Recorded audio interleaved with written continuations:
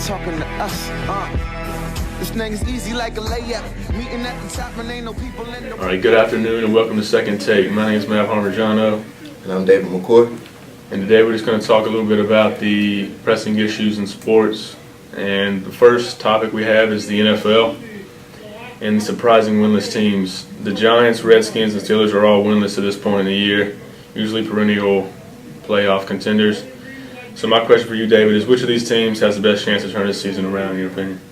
If I had to pick between one of these teams, I'd probably go with the Giants. The Redskins, you have RG3 hurt, who's their best player. The Steelers just can't move the ball right now. And I just feel the Giants, and with Eli Manning and the weapons they have, they'll probably be the team to turn it around.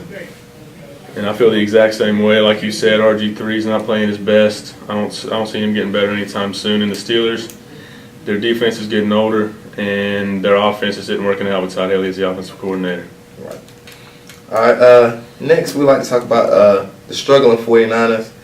After finishing 11-4-1 last year, making it to the Super Bowl, almost becoming Super Bowl champs against the Ravens, they're 1-2 this season, losing badly to the Seahawks and the Colts.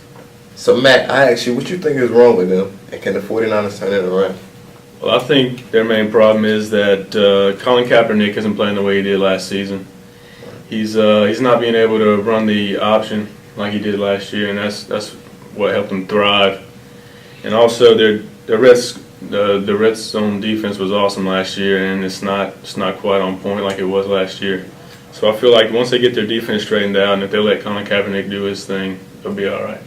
Agree. 49ers, they have some key injuries. They don't have Michael Crabtree. Vernon Davis was out.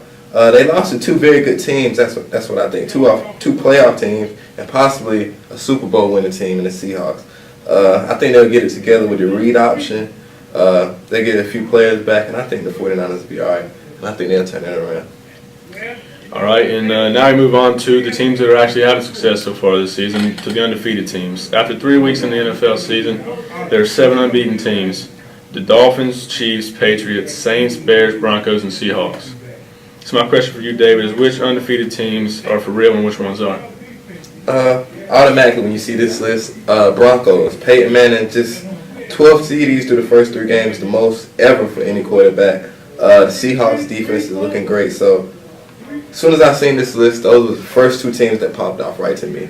And I think probably the Broncos will be the best out of this bunch. All right, and just like you, I like the Broncos and the Seahawks. I also think the Bears are for real. They have a really good defense, and they can create turnovers. Anytime you can do that, and plus you have Jay Cutler throwing to Brandon Marshall on the other side of the ball, they can do some things. And you always, people have been down on the Dolphins for years, but I think this might be their year actually. I do like the Dolphins too. I like the Dolphins. They got a solid defense, and second-year quarterback Ryan Tannehill can make some plays. So I feel like they have a shot. So kind of just answer this. Super Bowl picks.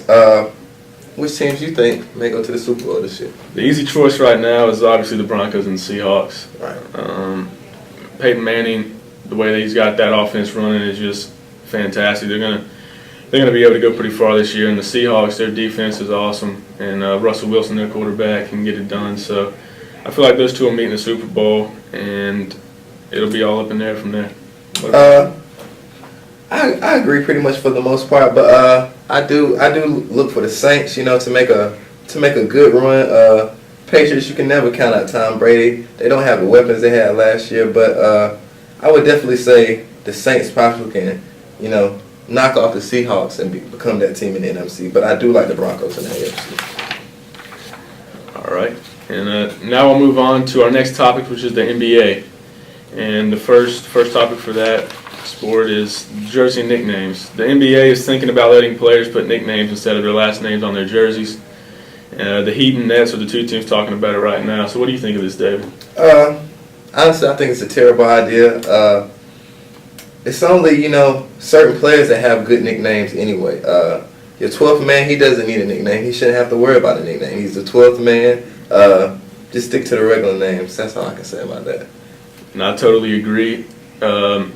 One of the main reasons you get to the NBA and one of the things you're most proud about is your last name, right, and representing for your family. And to put your nickname on there, I just feel like that would mess all that up.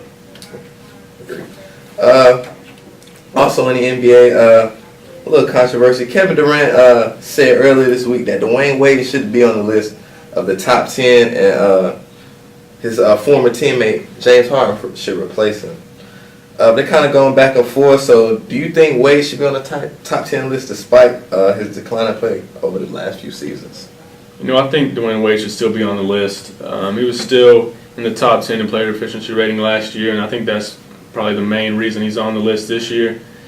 And he's back with his old trainer now, Tim Grover, and I think that'll help him this year. I think he'll be back to playing like his old self and helping out LeBron. And so I think, yeah, he should still be on the list. Well, I don't agree.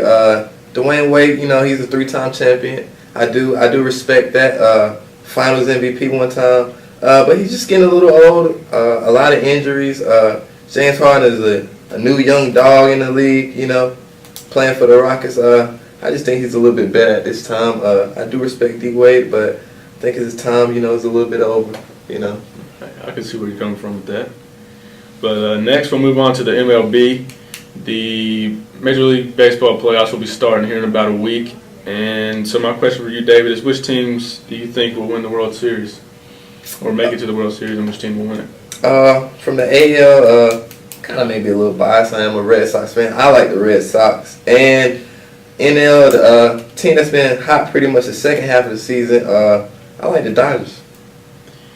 I like the Red Sox as well, but I'm going to have to go with the Tigers to win the American League. I think that anytime you have a big-time hitter like Miguel Cabrera, you're always in games, and they've got 2 great pitchers in Max Scherzer and Justin Verlander, so I think they can get it done in the American League. And in the National League, I'm biased towards the Braves, but I'm going to have to go with the Cardinals on this one because I think the Cardinals are more consistent hitting-wise and pitching-wise. Okay. For our last topic of the day, we're going to go to college football. Big SEC game. We got the 4-0 LSU Tigers, 1-0 in the SEC versus Georgia, who is 2-1. I'm sorry. The game will be in Georgia. So I'm asking you, Matt, who do you think will win this game and why? Well, I'm going to go with the Georgia Bulldogs on this one, actually. Okay. Because, you know, like you said, they're playing at home. And they've had a tough schedule. With the home team. Yeah, that's right. That 12th man's big in college football. So I feel like that Georgia's going to get the win because they've had a tough schedule at this point. You know, they've already played 2 ranked opponents. They opened with Clemson, and that's a tough game for anybody. But I feel like Georgia's been playing well, even though they do have a loss. And I feel like Aaron Murray's a more consistent quarterback than LSU, so I'm going to have to go with Georgia. I'm probably going to agree with you. LSU, they got a very, very great defense, but since Georgia has already had 2 ranked opponents, I think they're very prepared for this game. Then again, like you said, the 12th man has always been in college football. So I'm going 24-17 Georgia. All right, now I have to go 21-14 Georgia. Okay. All right, well, we appreciate you joining us, and just look forward to our next show. Thank you. Thank you. Non-debatable, so don't talk to us. A team of all-stars like us diamonds on my t-shirt. Undefeated in belts, check out that wordplay.